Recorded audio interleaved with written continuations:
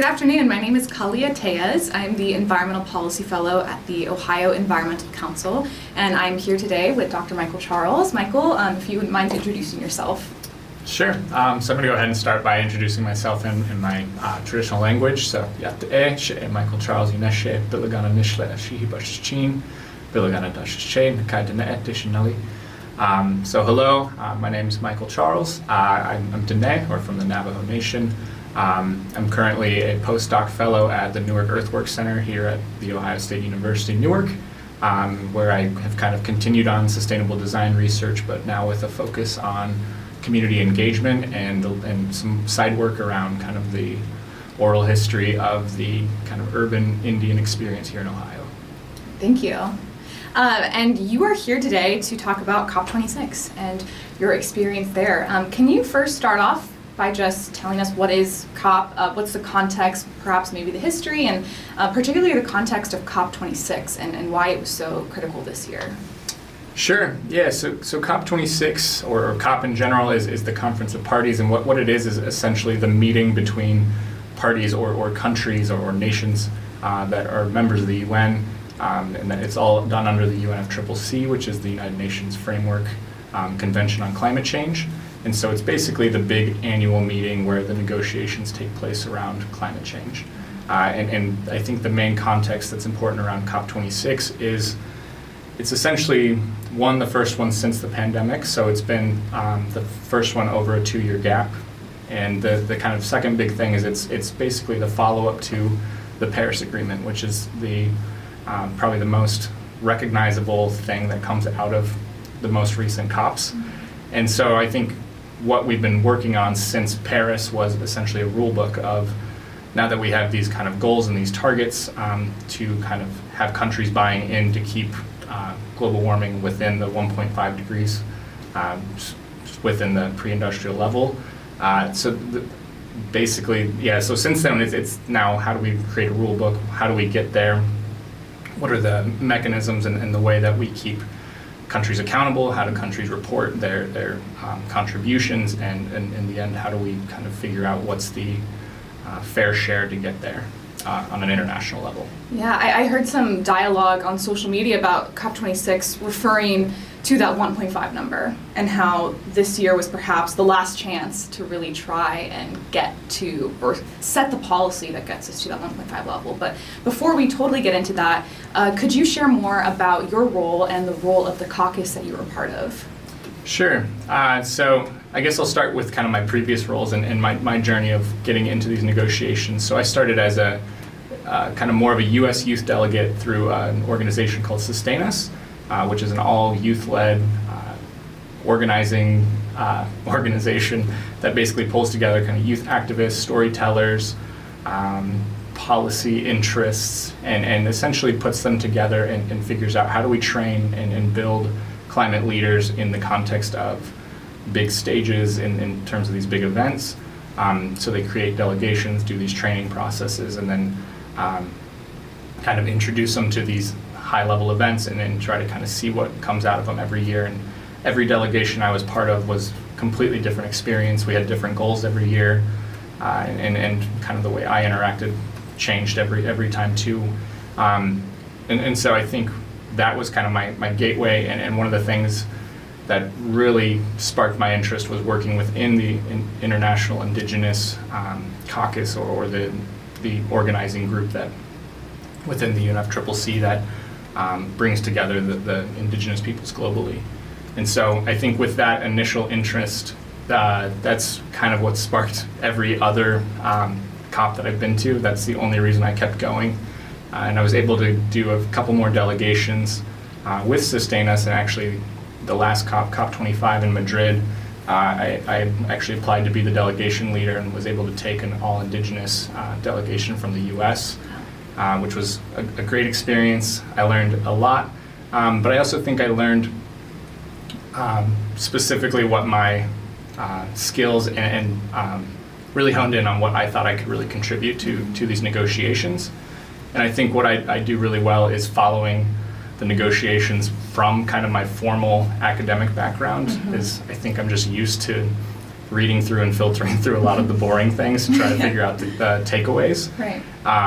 Which is pretty uncommon, especially for young people. And I think a lot of the teams I worked with were really engaged in the outside organizing, creating the big actions, the big media stunts, really working on storytelling, the messaging, the panels, and the demands of the people. And I think where I realized that I could really help was bridge those stories from the outside within the halls of the UN and the negotiations inside. And so that's kind of where I built kind of what the role I built, I guess the structure for the role that I kind of got to go in this year, which was I came in with a badge and accreditation through an organization based out of New Zealand or Aotearoa, and I was funded by the Indigenous Environmental Network and was part of their delegation. And then as I traveled to Glasgow, I was able to actually serve as kind of our formal constituency focal point, so essentially the bridge between the entire caucus and the UNFCCC and the UN Secretariat.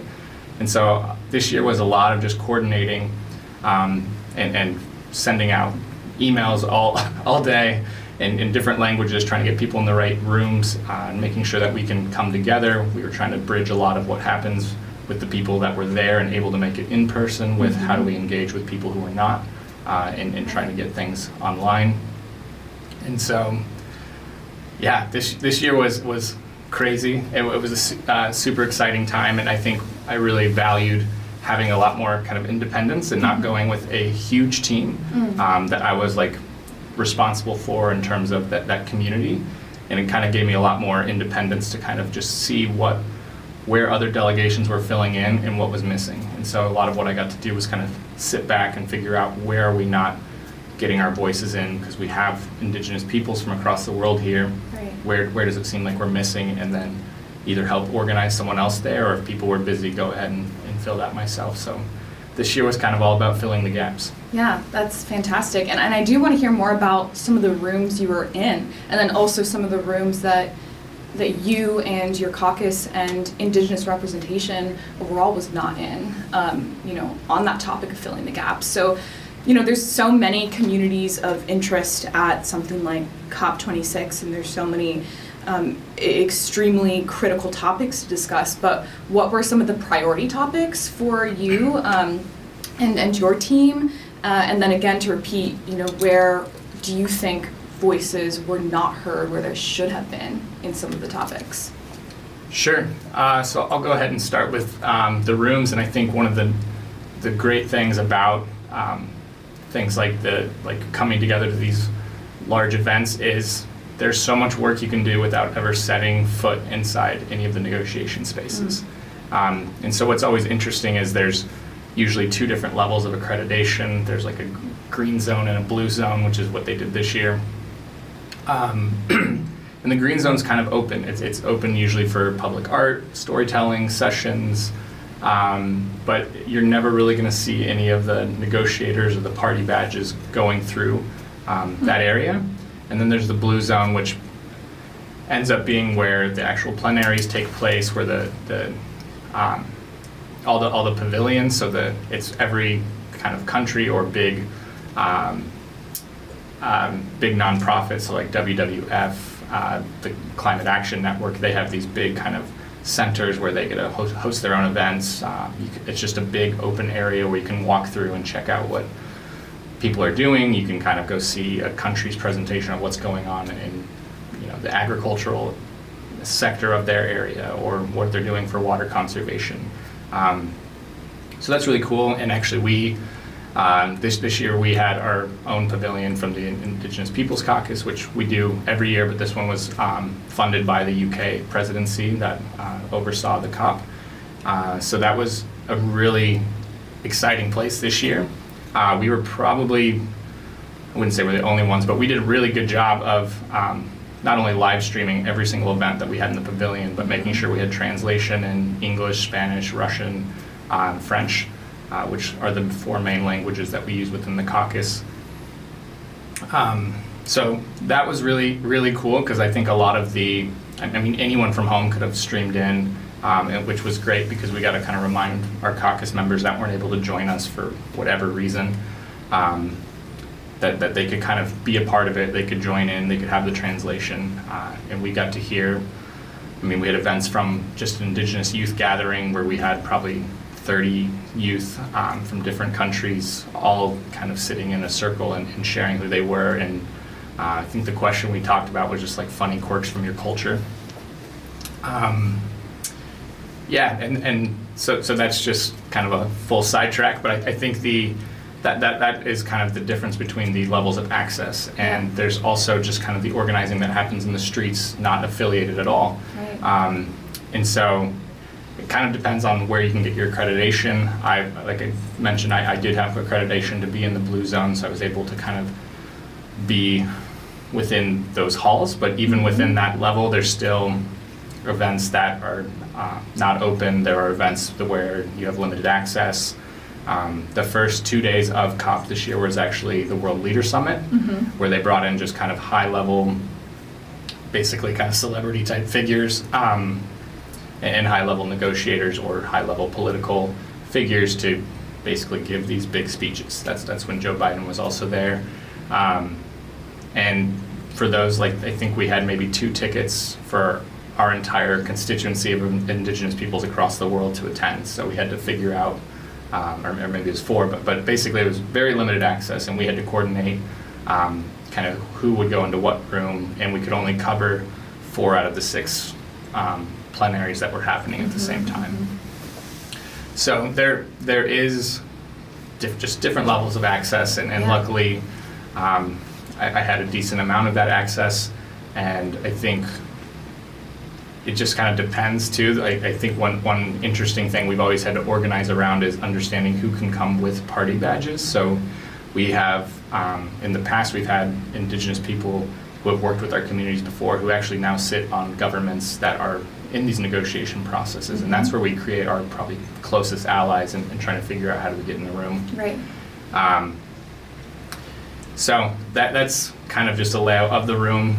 Some of them that we are able to attend, some that we're not. Yeah. In terms of the topics, the biggest thing that was really the focus for everyone this year was what's called Article 6. It's basically been the open portion of the Paris rulebook. So what comes next after the Paris Agreement, that's been open for at least, I mean, basically we've been working on the negotiations for just this specific article for about 3 years. I mean, technically since Paris, but for the last 3 years, that has been the focus. There have been a lot of basically critiques of what's happening. I think specifically, I guess just to lay out what Article 6 really talks about is kind of the mechanisms for market and non-market approaches. Yeah. So that's where it kind of opens up the whole conversation of carbon offsets and carbon trading. And so that's where, like, for a long time, a lot of Indigenous communities were kind of talking about, you know, we can't support carbon markets because as we monetize the land, we monetize basically everything that we've been fighting and protecting. Now we also become monetized as communities that are connected directly to the land, or communities who are the land. And so there's huge threats for basically the impacts that things like carbon markets will have on Indigenous peoples. Absolutely. And so that's been a huge thing, and you know, we have ranges of organizations and people that, you know, say we can't have this at all, or we can't have Article 6. We have some that say it's going to happen, so we need to do our best to put whatever safeguards and protections we can into the text. And there are probably some as well that, you know, maybe that becomes an economic opportunity for that community. So there's a large range, and I think one of the hardest things of the work we do is trying to get a consensus around nations, millions of people around the world to kind of agree. And when we show up at the UN, the only way we can have power is if we have the same voice. Right. Wow.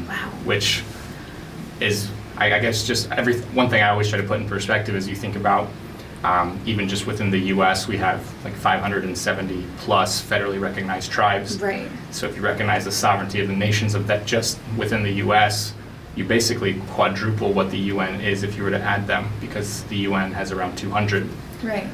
When you then put that at a global level, you're now asking all of these tribal communities, these nations, sovereign communities, to now enter within the UN process, agree on something first, and then say it into a group that may or may not listen. Right.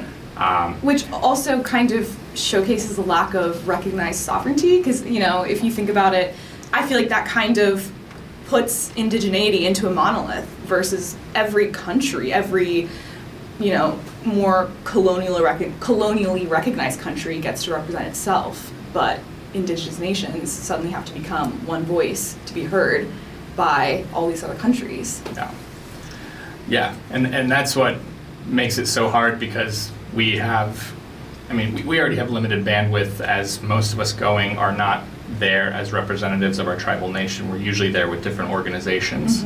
A lot of us are, any of the work we're doing within the UN is basically a volunteer position, or maybe supported by whatever organization you work for. And so even with all of that in perspective, there's so little we can do, yet we do so much with what we have. Yeah. Which especially with an issue such as, these markets that have been such a contentious issue.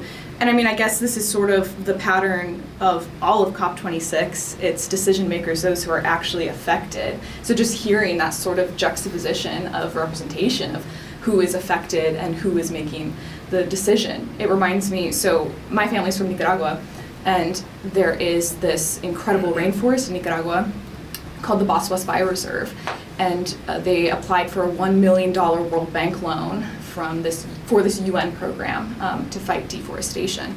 And this forest has been under the safeguard of the Mosquito and Mayanya tribes, for generations. And then as soon as this carbon sequestration agreement went through, this land was seized, and there was no sort of conversation about joint management or anything like that. It was just one government deciding that they were going to control this resource for good, for energy and for emissions reductions. So that's something that I have been keeping in the back of my mind. There's countless examples like that of the sacrifice zones that are often indigenous communities. So that is interesting to hear. It doesn't surprise me, unfortunately, that juxtaposition of representation, but it is important to center why that juxtaposition matters, based off who's actually experiencing it. Yeah, and I think that opens up, countless other topics we could go into, but it's a huge thing, and that's why we're there doing what we're doing, and that's why it's important for us to be in the room and to fight, whether or not, as much as we've tried and made a lot of noise in the streets and within the halls around, kind of our different opinions. A huge focus this year was around organizing and campaigning around kind of the concept of net zero, and that has been a huge push from the UN and different campaigns. They had a huge, the climate champions coined it the race to net zero, and that was a huge kind of pushback from indigenous communities saying we need real zero, we don't need net zero, we need to figure out how do we actually make actions that prevent emissions in the first place, that keep fossil fuels in the ground, that protect our communities, and not trying to enable business as usual and then kind of take a few steps at the end of it and say, okay, let's just pretend we're doing something good at the end. And so I think that's, it just kind of goes back to the idea of who's in the room. And I think this year, I'm trying to think of all the different media outlets, but the big march that people kind of saw around Glasgow, I think there was like 100,000 people there. One of the huge banners right at the front was a no net zero banner that was held by indigenous leaders at the front. Yeah. And so there are ways that we're still getting those messages out there, but when it comes into what we're able to do and what we're able to do inside the negotiation specifically, it comes down to what is the proper battle. And I think, we've known for a couple of years we're not going to stop the carbon markets from pushing through. Right. So what has been a huge focus for a few years now has been how do we make sure that human rights are within the language of this text. Yes. And that was kind of the first step. And then from there, we've been fighting how do we recognize specifically Indigenous rights as communities and not just the basic rights of a human being. Mm-hmm. And then, and through that, even just kind of recognizing what are the other mechanisms of which we need to be held accountable to. And so a lot of times we point towards the Declaration of the Rights of Indigenous Peoples. And so there's tons of text suggestions that we've been pushing Mm-hmm. within this article for years. Mm-hmm. And so this year it actually finally, all the text was wrapped up. I think in a lot of ways it was like a kind of a big disappointment moment from the public because, you know, we didn't win. We're basically they're still going to enable the carbon markets. They're going to move forward to all these things that have been coined from a lot of the NGOs and the public around, you know, false solutions, all these different kind of terms that have been thrown out there from the kind of activist and organizing perspective. Right. So from that perspective, it was kind of a huge disappointment that it moved through. But I think from the work that we've been doing in the halls, there was a ton of wins that we couldn't have even expected 2-3 years ago. Mm-hmm. And it kind of reminds me when I think it was COP24 back in Katowice in Poland, I actually was able to give the closing intervention for the caucus.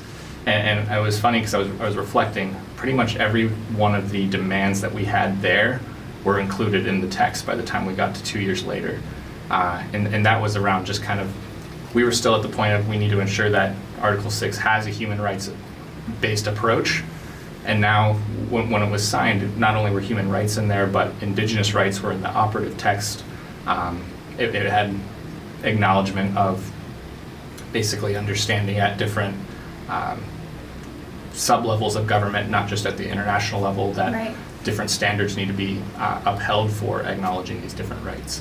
And so there were some wins. We also had this, that year in Poland was the year that we got this, what's called the Local Community and Indigenous Peoples Platform. So that actually became a new arm that we have of engagement. So now as a constituency, not as a sovereign, still not recognizing the sovereignty of Indigenous nations, but now we have a different way to connect with this system than other constituencies. And so that was kind of the big win in Poland, but I mean, it's still now we have representatives from 7 different regions.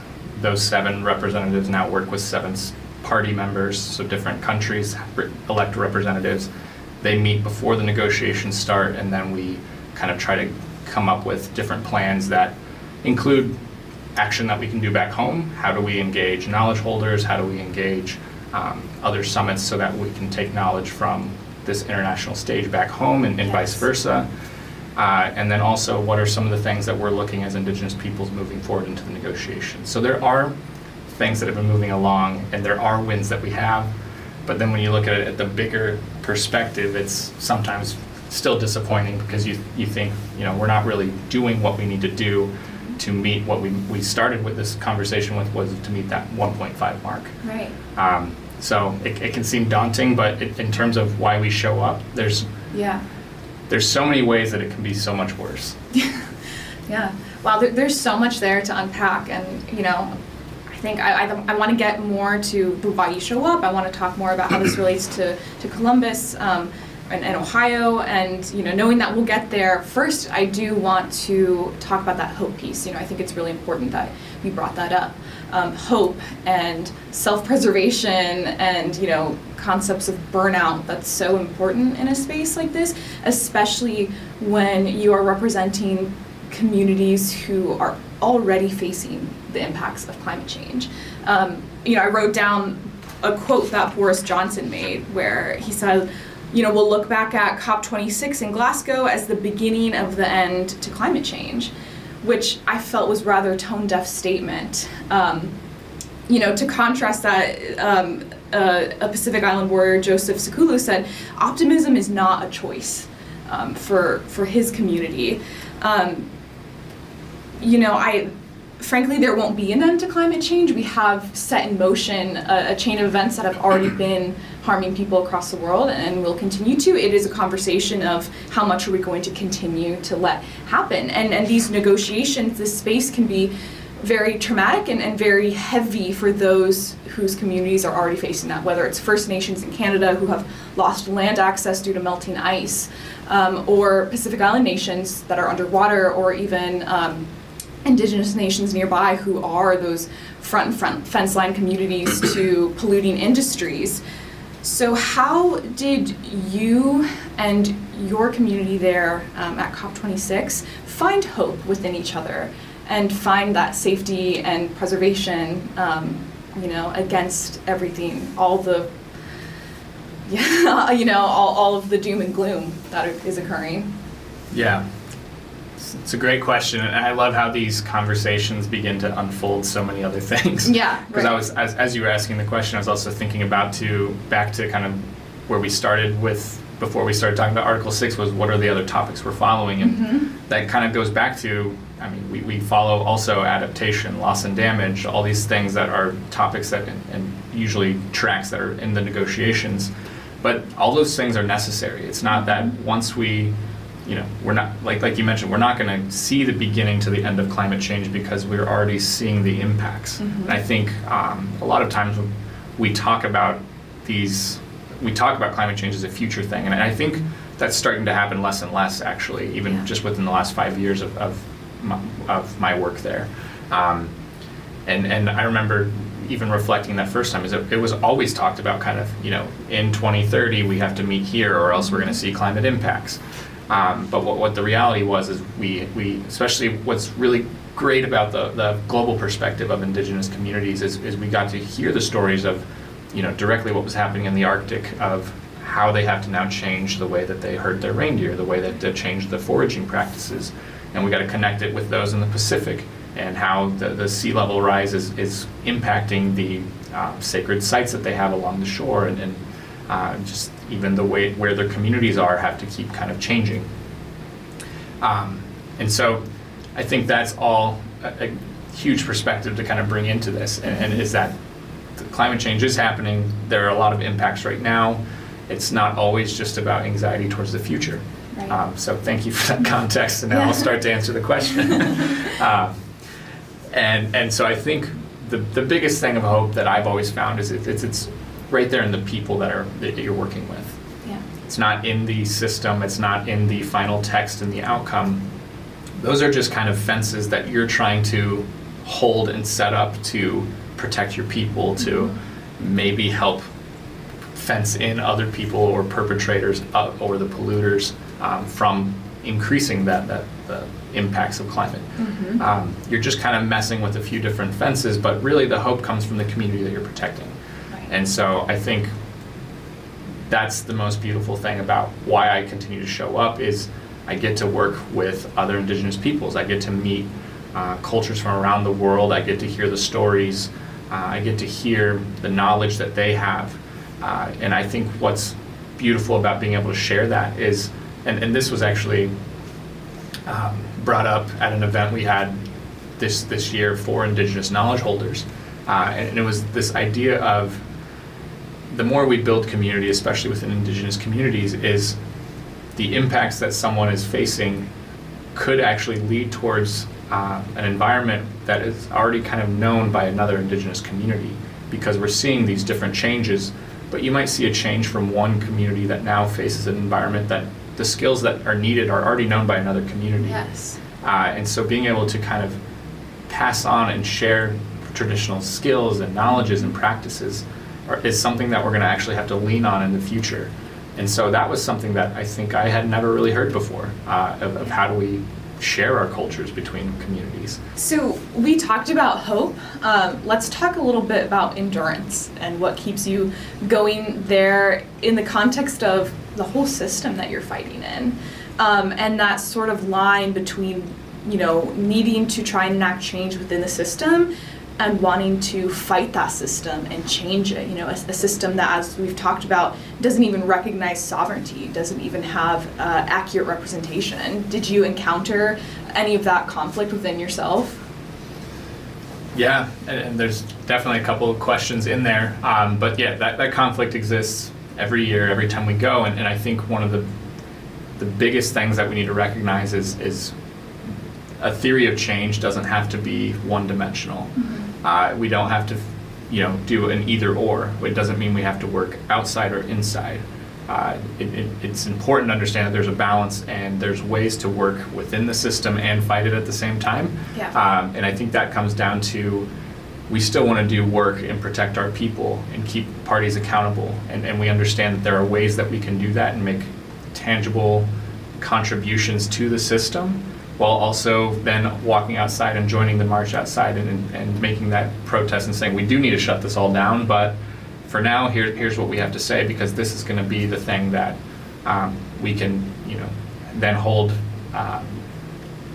different other people accountable to, basically outside of our communities. Yeah. So I think that was one of the biggest lessons that I've kind of taken away from kind of all this work, and I think even as I started within all these, basically as a youth organizer, youth activist, all the work was outside. It was making the sign, making the biggest moment you could so that media would pick up on it and then have a chance to tell your story and tell your demands. Yes. And I think that was super important, and I found a lot of it's also like kind of outside of my comfort zone a little bit to do a lot of that, but I found it really important because I didn't see a lot of indigenous voices in those spaces at the time. Mm-hmm. I think we've seen a huge increase in that, and as we kind of kept bringing in increasing the representation of indigenous youth, especially at these negotiations, I felt like I had a lot more comfort to sit back, let the other people kind of get loud and tell the story. Yeah. And I found a role of,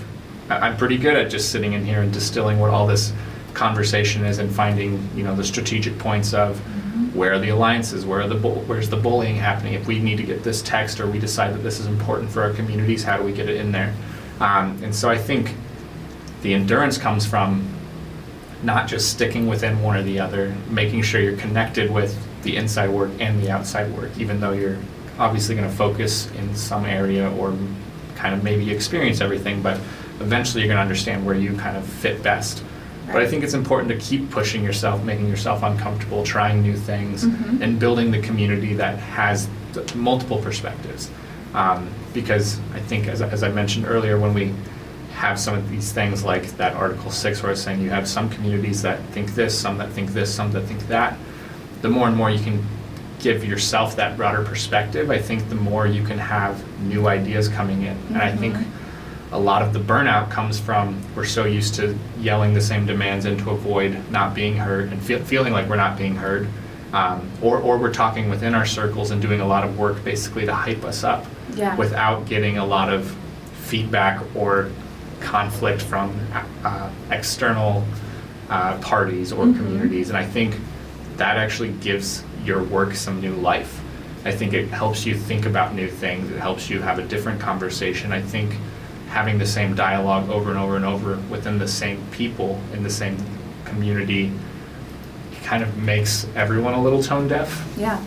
So I think that's huge, is when you feel yourself kind of bored or overwhelmed or overworked in one role, try something different, try a new spin on it.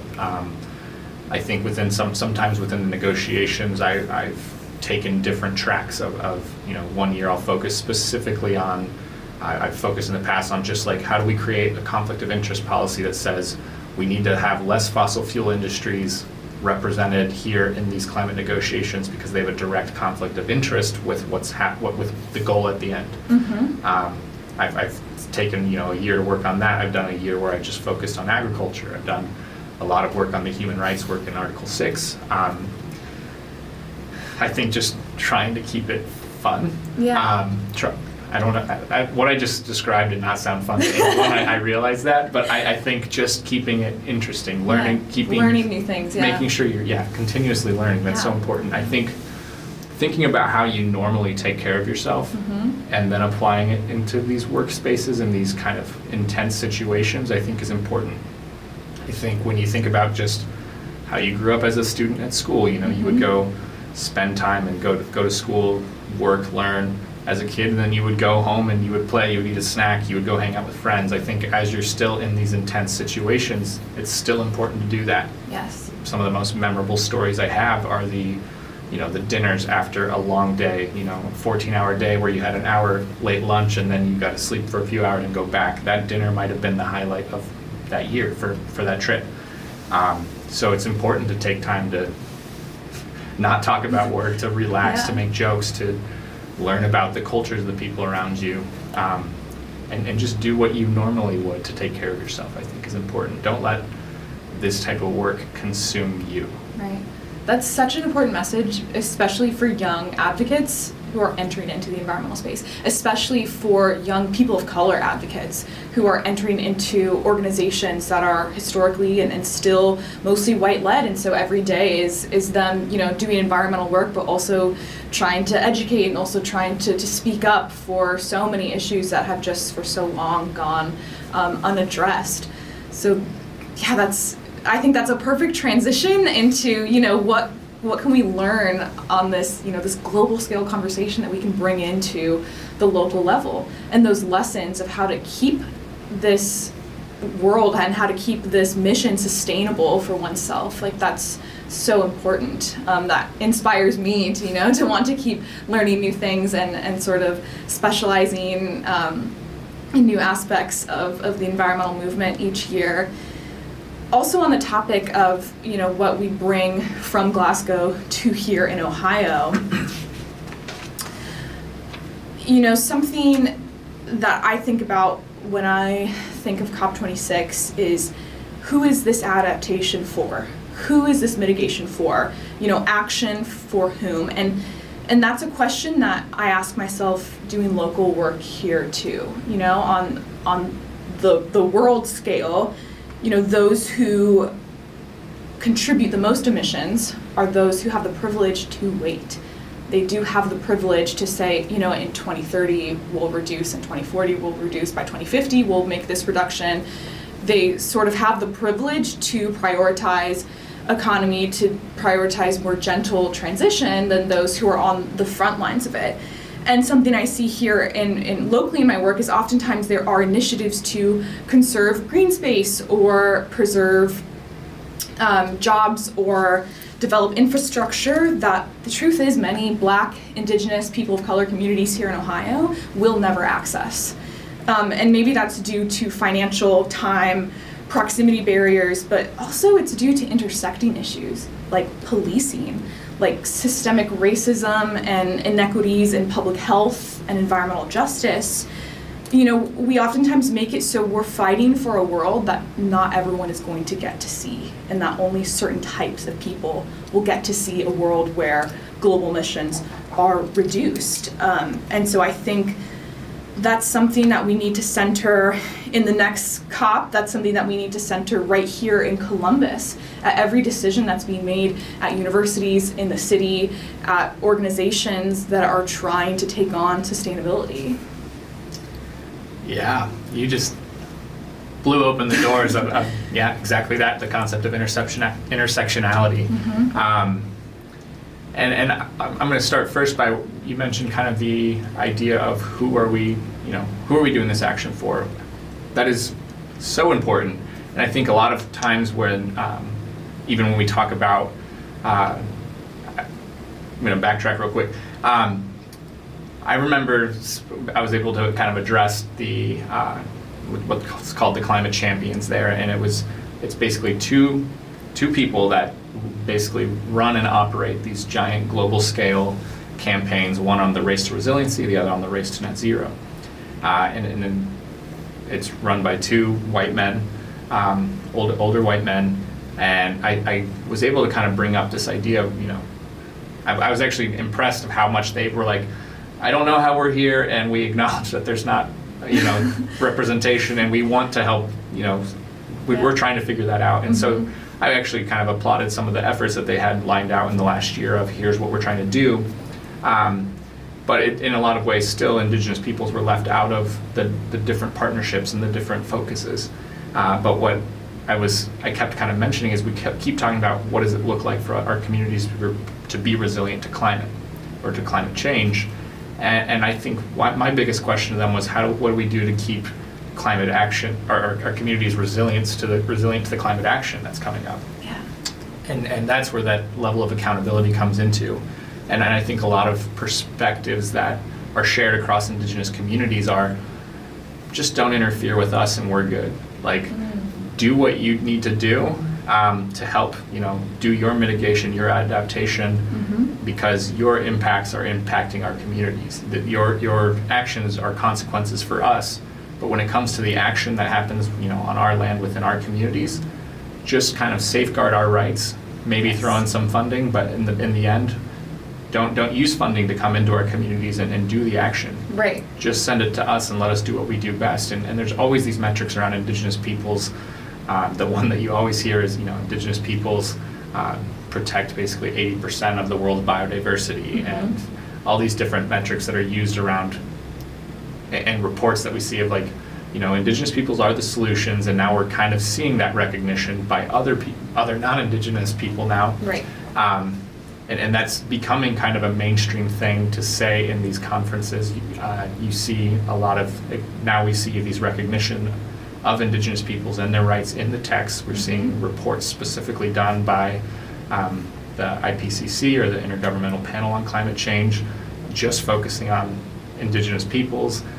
We saw a report from the Indigenous Environmental Network and a lot of their partners around what were the actual impacts of Indigenous resistance across Turtle Island or North America, specifically in protesting pipelines and new fossil fuel infrastructure projects, and it's significant. Right. But the biggest thing is, let us do what we do best. The world is now catching up to understanding what our communities are capable of. Now just kind of protect us and now start working on your own things. Yeah. And so I think that's a huge thing too. What are we doing this for? Because a lot of that work should be done within a community level. That's the only way we can kind of really look after each other and protect each other. Yeah, and not picking and choosing when to listen to Indigenous knowledge and Indigenous peoples, because then it's performative. If you put an Indigenous person behind a podium and listen to this speech and broadcast it and say, look at this representation we had at this negotiation, this conference, but then the cries to stop Line 3 are never even mentioned or addressed. And it's so funny that you talked about, I literally had a note right here to talk about this focus on international aid rather than just exactly what you're talking about, just like reductions and problematic international aid was something that I was particularly interested when I was here at Ohio State.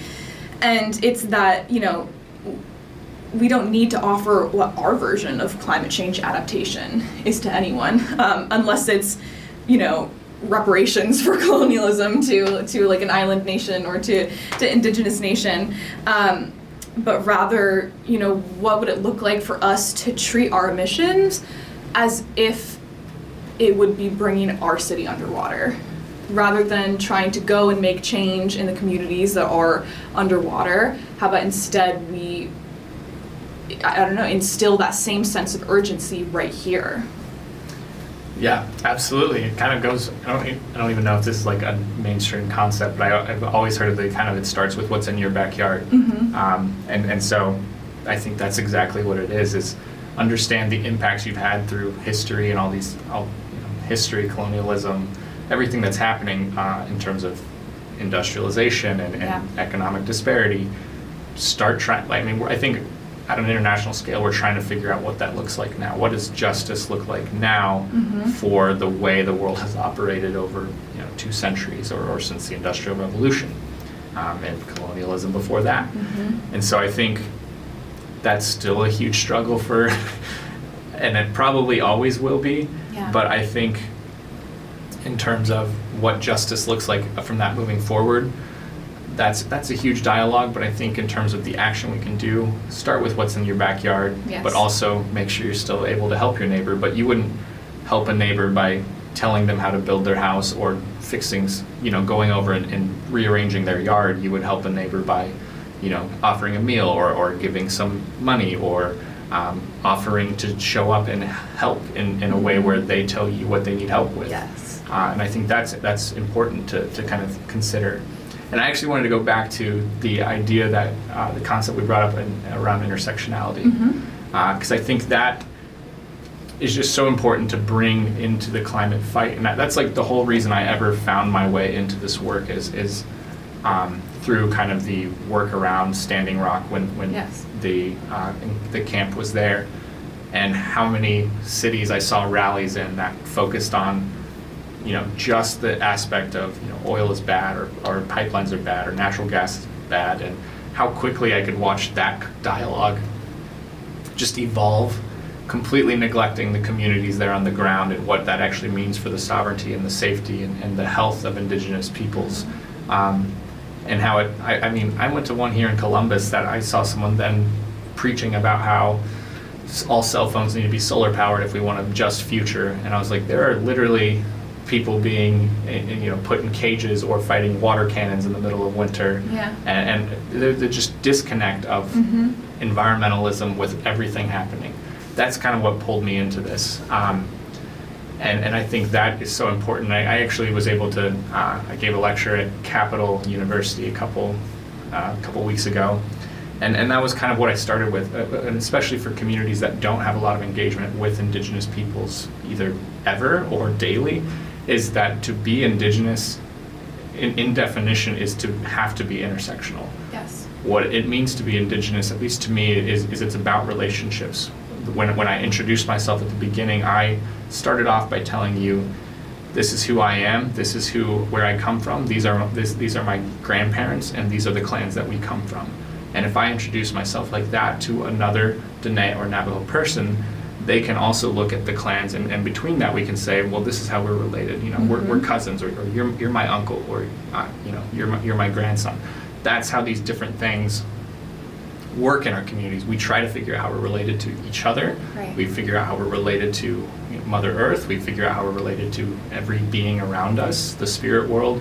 We understand that spirituality is not separate from your daily practice. We understand that the way we grow food has stories behind it that connect to traditional religion. Yes. We have a huge understanding in our culture of there are ceremonies that are extremely practical, that, you know, are mixing science, our own stories, our histories, and then we just, you know, we build that into who we are. Right. And so when it comes to how we work on this and address this work, it's the same thing. We can't just sit and talk about, you know, oil is bad, or we can't have fossil fuels, and if we you know, just stop funding fossil fuel projects, we're in the right direction.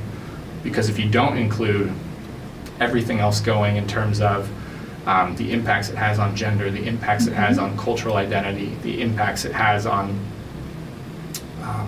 traditional practices, food production. If we don't talk about all these things at the same time, we're just going to end up making bigger consequences in different areas. Yes. And so that is so important, and I think that's where I see Indigenous communities typically doing really good work. And it's because that's how we've been raised, that's how we understand the world around us. And that's where I think the beauty of thinking back on like traditional knowledge and what our wisest knowledge keepers hold. I think that's what's important about that, is it's not, you won't hear, you know, this, you know, here's the 3 steps to fixing the world. It's, Right.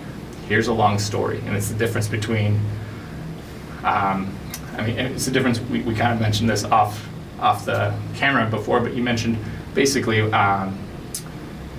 you know, we're so expected when we show up to these spaces to not tell a story. We're expected to give a 2-minute intervention or speech, and it's supposed to inspire everyone in 2 minutes. But that's not how we normally talk. That's not how we're talking right now. It's not how I'm going to listen to a story from my, you know, grandpa or grandma. And I think that's the biggest difference, is we're so used to sound bites to fix things. Yes. And what we really need is the stories. We need the longer conversations. We need the dialogue. And we need time and experience to really develop these. Yeah. Unfortunately, we don't have time because we spend a lot of time not thinking about these things. Yeah. Because we weren't approaching, you know, for the last since colonization or colonialism and industrialization, we haven't had that approach. So now we're trying to slow down, but unfortunately our consequences we made are too fast. Yeah. Thank you for sharing that, about yourself, about your culture. That reminds me of the fact that we often hear that we need to learn from Indigenous peoples, but to me it's important to hear that and not hear co-opt identities of Indigenous people, not co-opt knowledge of Indigenous people and take it as your own, but rather learn that lesson of intersectional identities. And what can you learn from that and yet make it your own? How can you examine the way your identities have you show up in the world? And I think the magic and power of looking at those identities is seeing how do they intersect in these issues, but also how do they intersect with similarities, with what we can say, like, my story is similar in these ways, and when we can find common ground, I think that really helps build relationships to tackle these issues together.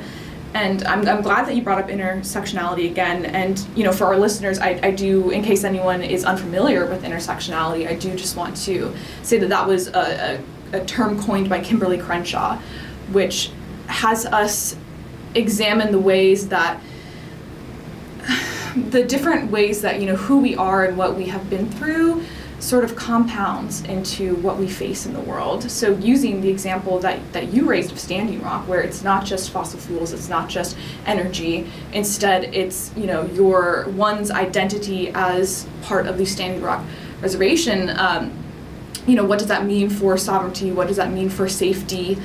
Obviously, someone harmed by opposition in a protest, if they are an Indigenous person, if they go to a hospital, then perhaps they won't receive the same amount of care as a white person would. Or, add to that, perhaps they are genderqueer or a trans person of color and they show up in a hospital, so then it's what you're facing at home and then what you're facing in our institutions here. That's just examples of how identities compound. But again, sort of looking at that more hopeful lens, I think identities can also compound to be able to learn so much from each other and teach so much to each other. Yeah, I think you said it well. I think the complexity of people and identity is what makes life beautiful. It's what makes relationships different. It's how you can navigate, who you are in the world by, interacting with other people and other things. And I think that's so important. And one thing I just wanted to bring up that just kind of rung into my memory was the idea of the co-opting of traditional knowledge. Mm-hmm. And it just kind of reminded me one thing that was told to me once by an elder, and it was in a dialogue, in a conversation where it was around, the topic that we were talking about was how do we understand, what we want to share with non-Indigenous communities, and what do we keep private and sacred within our communities, and what are we willing to share and hope that it leads towards more sustainable action, or leads towards a better understanding of this world for non-Indigenous people. Yeah. How do if we're going to be leaders, how do we teach others? And so that was kind of the topic. And there was some things about a lot of valid concerns about what it looks like to share knowledge. And one elder just kind of listened to it all and was like, we're not really in any danger, because unless they understand everything that comes behind the practice, they're never going to be successful in using it. And I thought that was huge, and it actually sums up to me what the idea of intersectionality is yeah. If you don't understand the reason that we do something from the spiritual the spiritual realm, Mm-hmm. the cultural realm, the story behind it, and the relationship that you build with that, it's never gonna, the practice that you're using is never gonna reap the same seed or blossom in the same way. Mm-hmm. It's not gonna work, because you're not really gonna co-opt who we are. You're just gonna learn maybe a few tips and tricks. And I thought that was so powerful, and just kind of the reminder of me and who we are in our communities is that's so true in so many ways. There's so much more to, this is a practice we do. There's just that level of just wraps it all up. It's just all these different things that are able to come together, and it just, what we see on the outside is completely different than what it is to us on the inside. And so there is an inherent protection against that co-opt, Mm-hmm. but there's also still a lot of threat and risk for that, and that I think we've kind of covered a lot of that already too. Yeah, thank you for sharing that. So you've shared that you have attended COP, many years in a row, and you've shared that you have seen more hope unfold over the years, but you've also shared that, the same disappointments occur again and again. So why do you continue to show up if oftentimes you don't expect much meaningful change?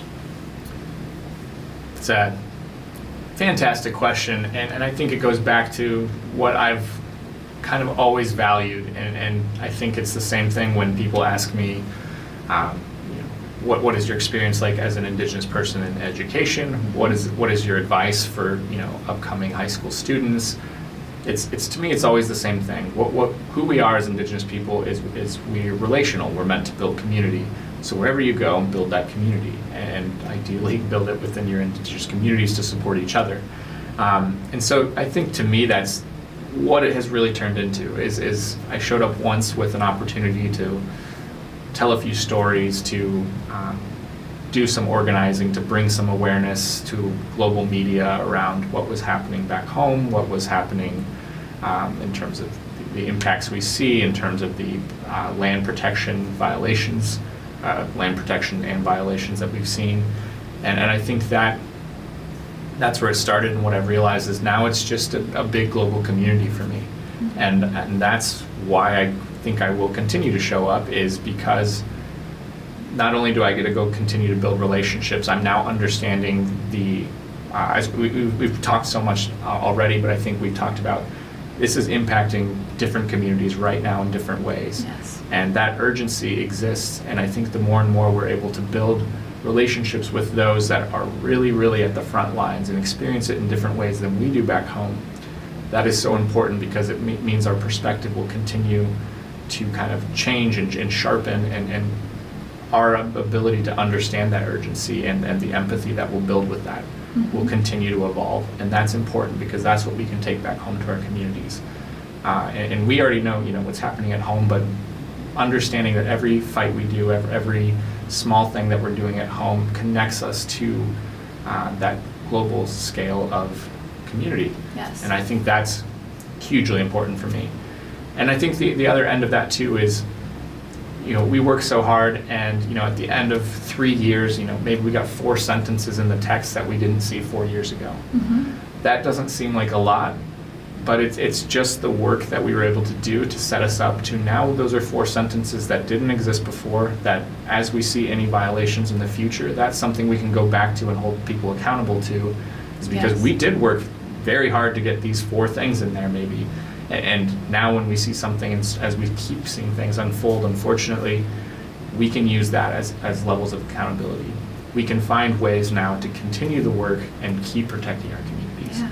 So we're not going to see huge culture shifts at these conferences, but there are some things that really do matter, and it gives us more tools to protect our people moving forward. And I think that's what's important about it. And a lot of that is coming down to these conversations are had. People have heard these points come up before, and now that we're seeing violations, we can point right back to this is why we had to have the dialogue, and hopefully we can kind of correct and keep moving forward. Yeah. So I think the work's important both inside and out, but it's always been the community and the relationships for me.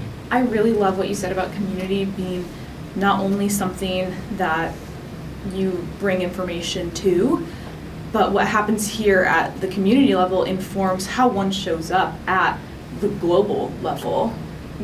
If it weren't for individual communities rallying for this cause and working together, then those 4 lines wouldn't have been added, in Glasgow at this large scale.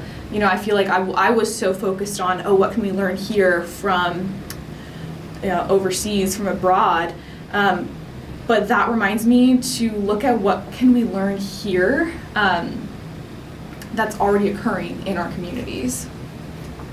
Yeah, and that's a huge part of it. And I think that's something that we always forget too, is that we assume that the bigger the system, the more correct it has been, even though in a lot of ways half of our work is usually fighting them. Right. But these systems are literally nothing without the communities that are, I mean, it's meant to be the top, the overarching kind of government and accountability mechanism, but it's nothing without the communities at the ground level doing the work.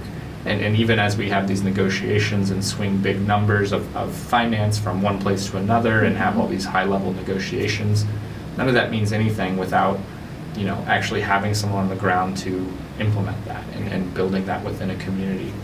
And I think that's really important to think about, because that's why civil society is very different than staff and career negotiators, because we're coming from communities, we're bringing the stories and the community projects we've done.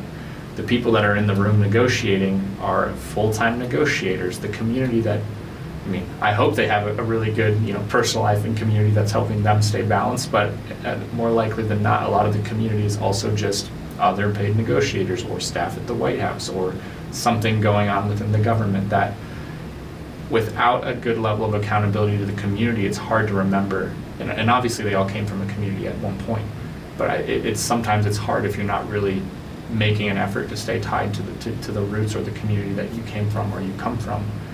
It's really hard to remember who you're fighting for, what you're fighting for when you're there. Yeah. And so if you're not bringing something to there, you're not going to take anything back. Absolutely.